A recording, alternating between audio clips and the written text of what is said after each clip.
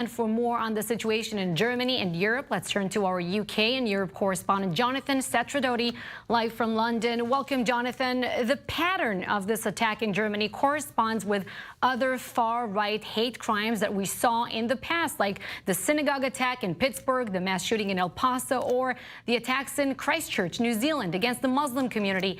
And the question that we usually ask here is, could this attack in Germany have been prevented? Have there been any red flags? Well, of course, that's always the question after terror attacks like this one. The authorities look at what they could have done perhaps to prevent the attack in order to perhaps prevent attacks like them taking place in the future. In this case, as the information is slowly coming out, there are the usual doubts about whether more could have been done. Sure, there was a manifesto, there were clues perhaps, but it's easy to join the dots looking backwards. When it's a lone actor, when it's somebody who has had access to weapons, but they are somewhat improvised, somewhat homemade, it makes it all the more difficult for the authorities to necessarily predict this kind of attack. However, there has been an increase in far-right sentiment and attacks within Germany over recent years, and that has alarmed some people. And simply put, the police could have done more. There could have been more police guard outside the synagogue on the holiest day of the Jewish year. There could have been a faster police response. And in that respect, there are certainly lessons that could be learned. Jonathan, Chancellor Merkel has vowed to fight anti-Semitism in Germany on the heels of this massacre, to really fight hate in a country where some in the government have warned Jews against looking too Jewish in public, against wearing kippot in public, and again, to fight hate in a country where it wasn't all that long ago where Jews had to wear signs showing that they were Jewish. So what is it that Chancellor Merkel is proposing? Do we know anything about what her plan is going to be to tackle anti-Semitism?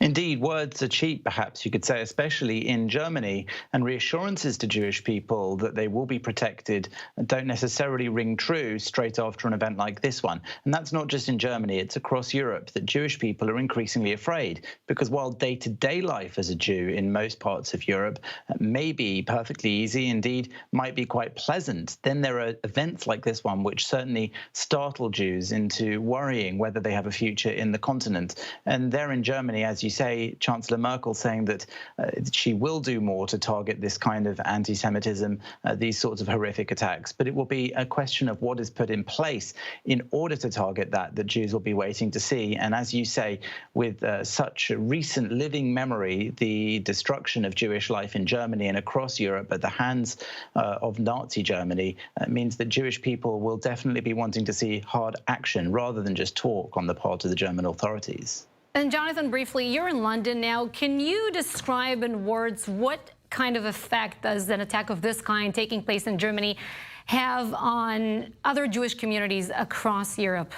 Even in London? Well, absolutely. Across Europe, here in London, elsewhere, Jews were coming out of synagogue after Yom Kippur services to find this news if they hadn't heard it during the day. And that makes people very alarmed. On such an important day, the fact that this could happen anywhere in Europe in 2019 will certainly have sent shivers down the spines of many Jewish people who will once again be wondering whether they do have a long-term future in Europe, whether they will be indeed safe in the long term, whether their children and grandchildren will be safe living as Jews in Europe. It's unavoidable that these are the questions Jewish people are asking now. Jonathan Sacerdoti, live in London. Thank you.